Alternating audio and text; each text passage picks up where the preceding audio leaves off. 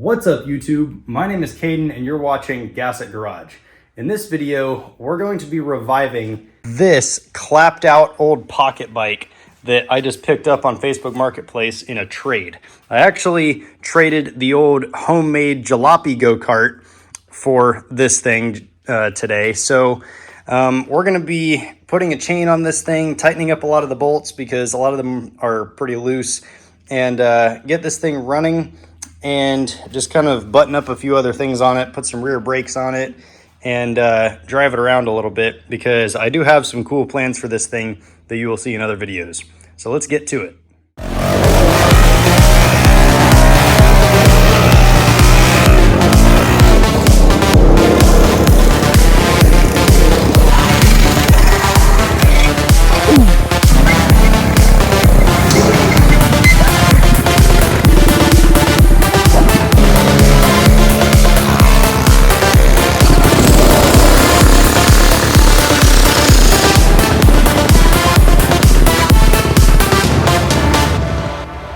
All right, guys, so right off the bat, looking at this thing, I can tell that there's quite a number of things that need to be done to it before we can even think about riding this thing. Number one, obviously, is there's no chain on it, so I have to order one of those. We need to put a rear brake caliper on it, as well as a cable, and I also need to shorten the kickstand because this thing is like, if I just do that, it's gonna fall over. So I'll probably cut and re-weld the kickstand right there to shorten it so this thing stands up on its own. We also need to reattach the front brake cable right here because it's not attached. And then we also need to tighten up the axle bolt and the swing arm pivot bolt. And then I may also mount the seat instead of just using some zip ties right here. So let's go ahead and see if this engine will run. All right, so there is gas in this thing. I already checked. This carburetor doesn't look too bad from the outside, but you never know how the inside is. So we may have to end up cleaning it, but let's go ahead and see if this thing will give us a start up here. Also, this is actually the throttle. The twist grip just spins, and I don't even know if it is a twist grip. Well, maybe it is, but there's no cable hooked up to it, so this is the throttle, which is kind of weird. I may change that later, but let's see if this will start. So choke it. Definitely got some compression. This is essentially just a weed eater engine. First pulse.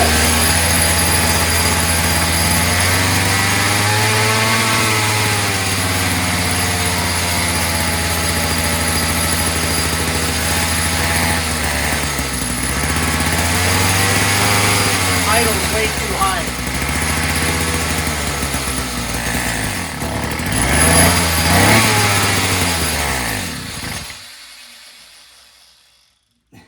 Also, this choke is really loose. I'll probably have to put some shims or something in there to tighten that thing up. But hey, first pull, that's pretty good.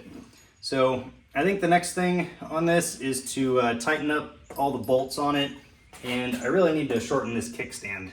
So let's go ahead and get all that done.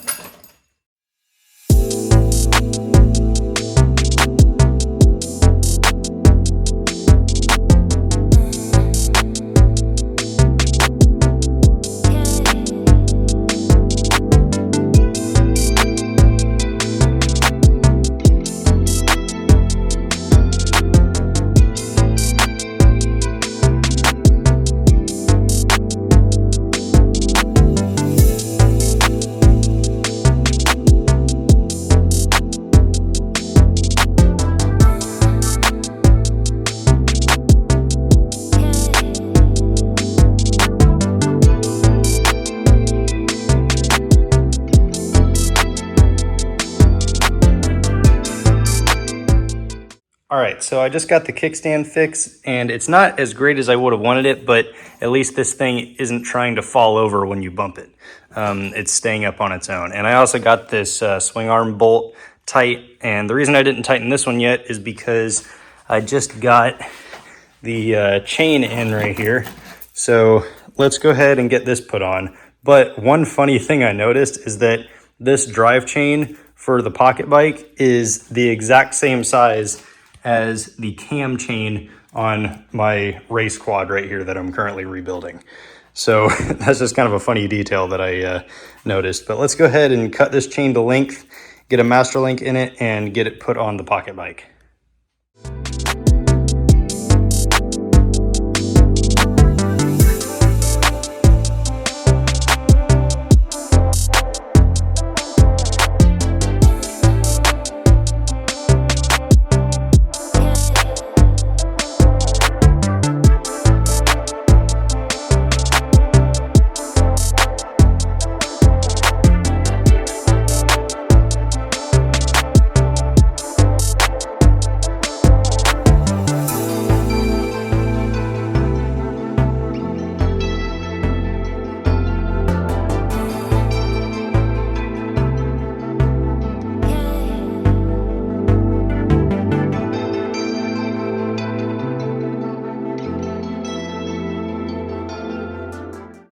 Guys, so we just got the chain on this thing and I got it tightened up where it needs to be. I also got the front brake cable attached, so now we have front brakes. And then I also removed the big white zip ties on this seat, and I did use zip ties to reattach it, but it's a lot more solid than it was, and I also scooted it back a little bit so I fit a little bit better on this thing, but it doesn't make it any bigger because this thing is really tiny. So I think we should be good to go to take this thing for a test drive now. All right, so it's starting to rain, so we might want to hurry up about this, but I did mess with the choke a little bit, so if I push it down, it actually stays open, because before it wasn't wanting to stay open.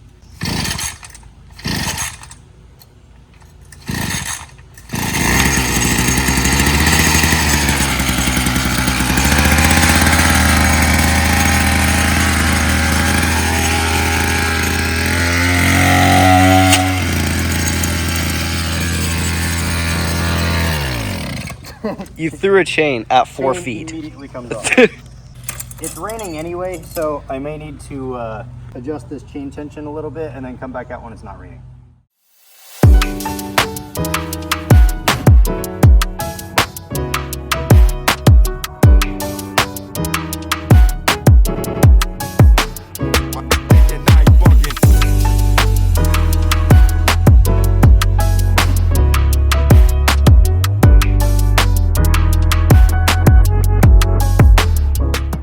All right, guys, so what I did here to prevent this chain from popping off again is I put this little axle tensioner right here that will prevent the axle from sliding forward, which is what it was doing before.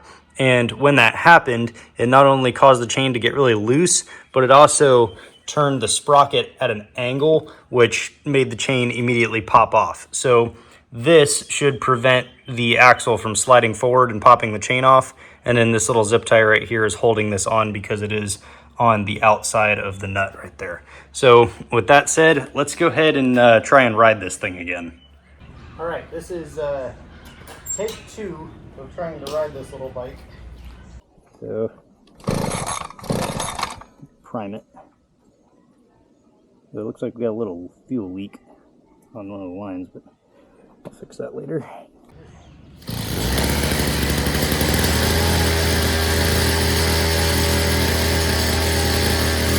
Alright, hopefully the chain stays on this time.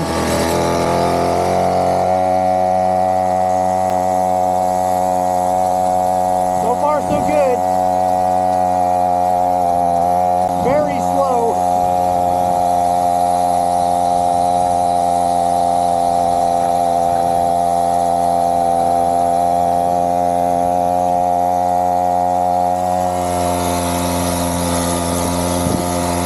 Idled way too high.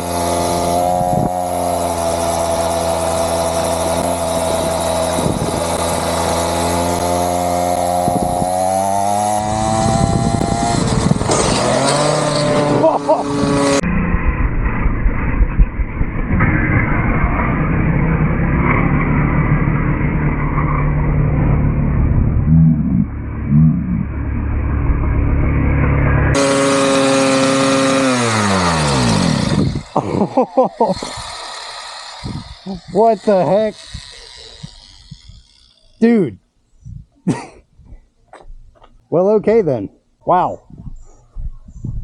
I guess my little chain tensioner didn't work very well. Jeez. I can't say I've ever had that happen to me before. Wonder where the little thing went. Back here somewhere? I don't know. Yep, we were still recording for that. That's that was pretty crazy. Literally, like, the entire rear wheel just fell off. That's pretty nuts. I've never had that happen before. Thankfully, I wasn't going very fast. All right, I'm gonna go put this back together and maybe try and rethink my chain tensioning system. And also the slots right here, I may weld like a blocker plate on the back of each one so the wheel doesn't fall off again. But yeah, that was kind of crazy. Kind of scary too. Yeah, let's go fix this. All right, so it's the next day and I was looking around for that little chain tensioner piece because obviously it went flying, but I have no idea where it went.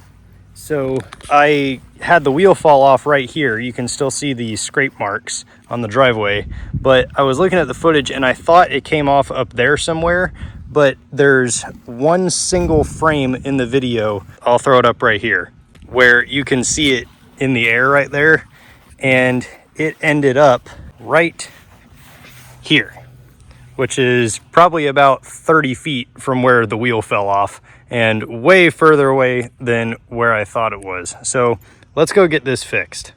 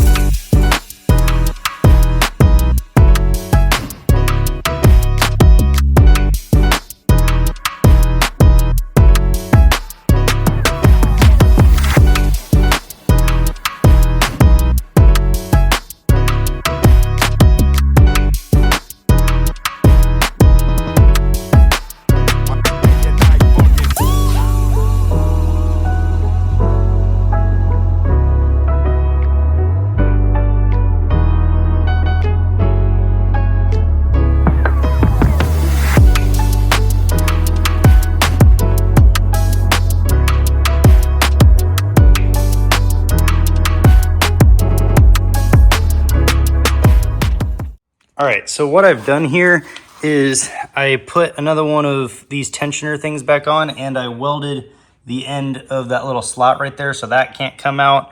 And I think the tension will hold it on, as well as this zip tie that I'll put on around it once it cools down from welding it.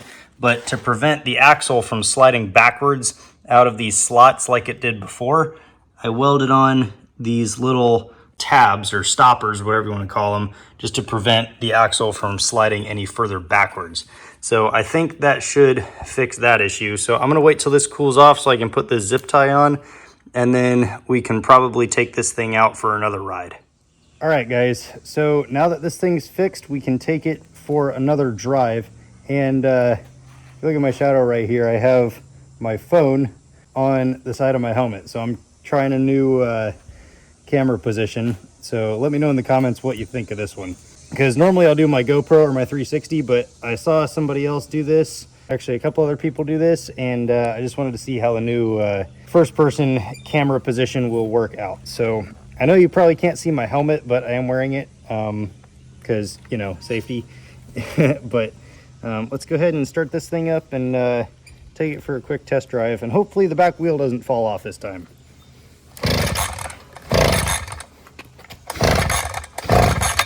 Probably help if I prime it.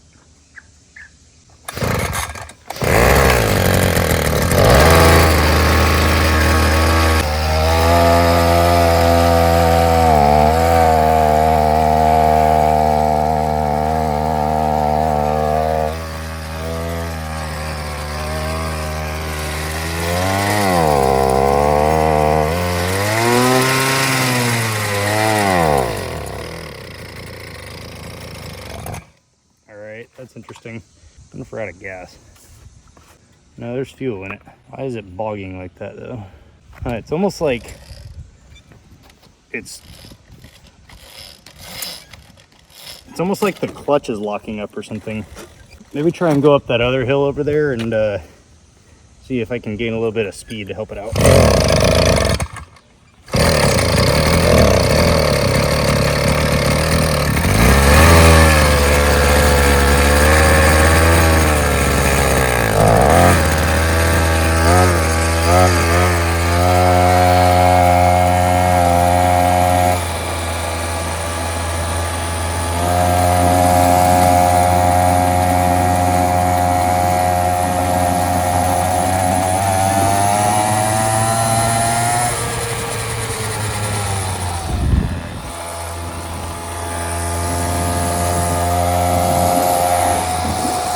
So good.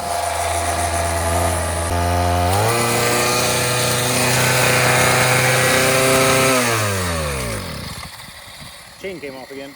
And unfortunately I do have to yank the spark plug to cut this engine off because I don't have a kill switch. But hey, the wheel didn't fall off. All right, so I got the chain back on. Let's start this thing up and go back down the driveway.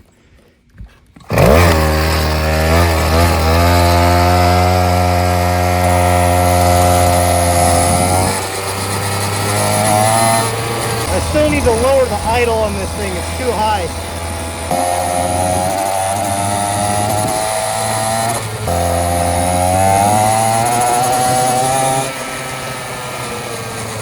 This thing is a little sketchy.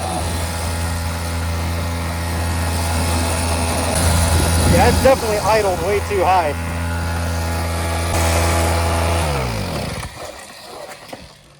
Yeah, I feel like I'm gonna burn up this clutch if I don't idle this thing down a little bit. So let me adjust this and then we can take this thing out again. All right, so I just adjusted the idle and I also adjusted the camera angle because I realized after reviewing that footage that it was angled way too far down, so sorry about that. But it should be a little bit better now.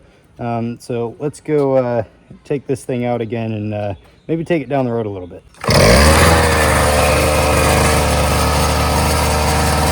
Yeah, that idle is definitely better.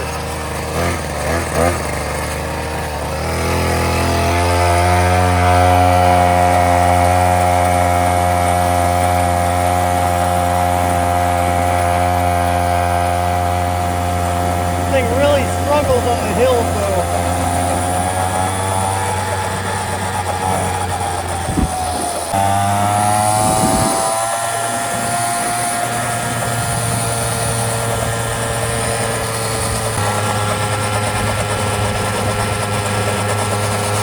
Also not going full speed because this thing is like really sketchy.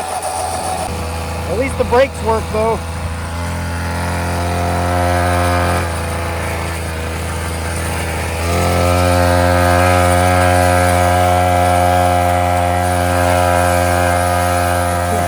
That's kind of help it along a little bit.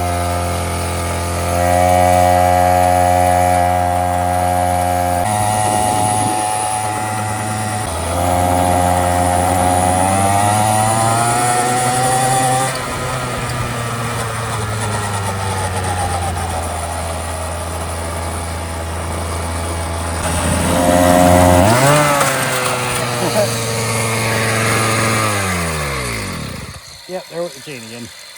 Yeah, I think I'm done riding this thing for right now because it's kind of sketchy and yeah, it's just sketchy.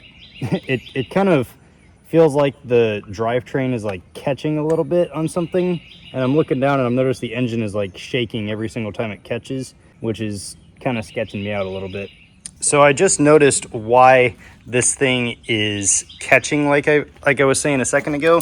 If you look right there at that washer, see how uneven it is? When it rotates it around, that bolt right there on the brake disc is coming out and it's pressing against the swing arm right there, and it's causing a lot of friction. So I may end up just taking the brake disc off of this thing on the rear at least, because we don't have a brake caliper anyway, and it's just causing a lot of extra friction right there. All right, so I got the chain back on just because it's super easy. I just went ahead and did that real quick, but that's probably going to be it for this video. and I'm not really sure what I'm gonna do with this bike as of right now. I may engine swap it because I am looking at a couple of options for an engine swap on this thing. I definitely want to stick with a 2-stroke, so I'm trying to find some smaller 2-strokes to put in this thing. I may do one of those 80 to 100 cc bicycle engine kits on this thing, which I think would be pretty cool because they do sound a lot better and they have quite a bit more power than a 49cc Weed Eater engine. For sure. So I'm still trying to make a decision on that, and I may end up just not doing anything with this and just selling it because it's really tiny and it's just honestly kind of sketchy and it's honestly kind of a turd. So I'm still trying to make a decision on that, but I will probably put out like a short or something with my decision on this thing a little bit later. But for right now, thanks for watching. Don't forget to like, subscribe, and leave a comment, and I will see you in the next video. Thanks for watching.